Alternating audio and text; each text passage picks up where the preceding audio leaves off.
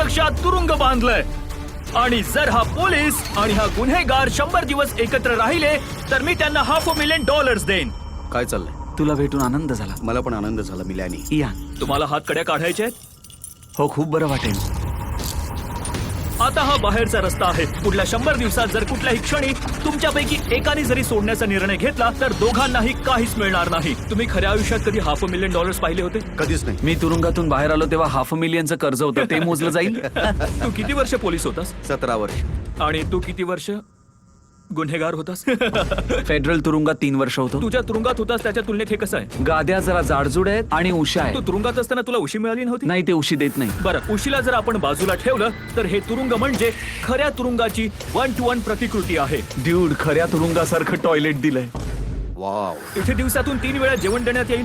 रोज रात्री ठरलेल्या वेळी लाईट्स बंद करणार आणि तुम्हाला दररोज सकाळी वेळेत उठवणार. गुड लक.